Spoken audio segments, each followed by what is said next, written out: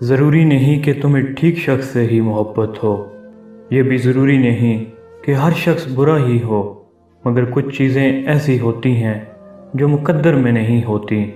ہاں، وہ اللہ ہر شے پہ قادر ہے، برے کو بہتر بنا سکتا ہے، بہتر کو بگاڑ سکتا ہے۔ پھر تم ضد پر کیوں اڑے ہو؟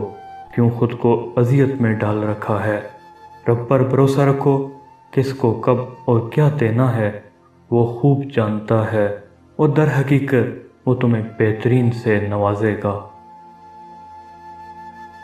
تمہیں اس حالت میں ڈالنے والا صرف اللہ ہے، وہی انسان کو اکیلا کرتا ہے، سارے رشتے، دوست، مددگار ایسے حالات بنا دیتا ہے کہ سب چھوڑ جاتے ہیں، اور وہ سب سے انسان کو کاٹ کے کسی تنہا جزیرے پہ لے جاتا ہے۔ جانتے ہو کیوں؟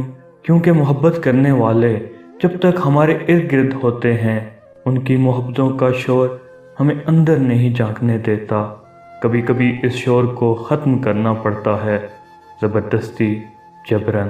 یہ تمہارا اور میرا اللہ ہے جو انسان کو اکیلا کر کے اس کو اس کے اندر جھانکنے کا موقع دیتا ہے۔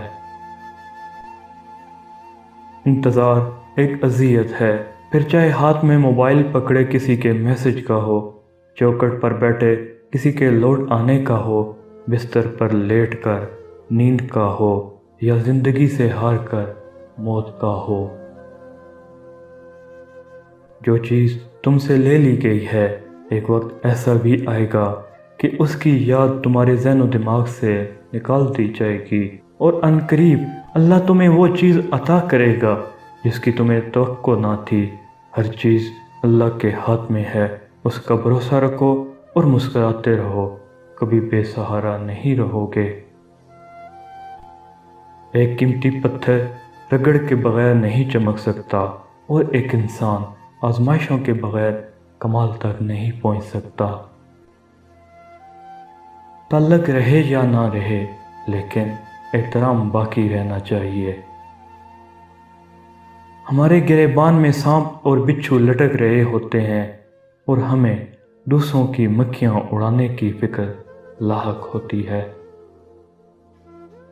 بچپن کی وہ نماز یاد کرو جب اگرچہ پڑھنے کا طریقہ نہیں آتا تھا، لیکن یہ یقین تھا کہ اللہ سب دعائیں سنتا ہے۔ بس وہی معصوم لیکن پختہ یقین اب بھی رکھو، دیکھنا تمہاری ہر دعا قبولیت تک پہنچ جائے گی۔ مقدر بدلتا ہے اور حالات بھی، اور رب غم کا موسم ہمیشہ نہیں رہنے دیتا۔ اپنے اندر کے بچے کو ہمیشہ زندہ رکھیں، حد سے زیادہ سمجھداری زندگی کو بور کر دیتی ہے۔ لوگوں کا کام تو ہوتا ہی باتیں کرنا ہے، کسی انسان کی عزت لوگوں کی زبانوں سے نہیں بندھی ہوتی کہ وہ زبان کھولیں گے اور عزت گر جائے گی۔ سیدھی راہ پر رہیں چاہے مسافت نہ بھی طے ہو، جب اگلے جہاں میں آپ کی آنکھ کھلے گی، وہی سیدھی راہ خدا کی قربت کا مقام ہوگی۔ خواہشات مر جائیں تو باقی سمجھوتے رہ جاتے ہیں۔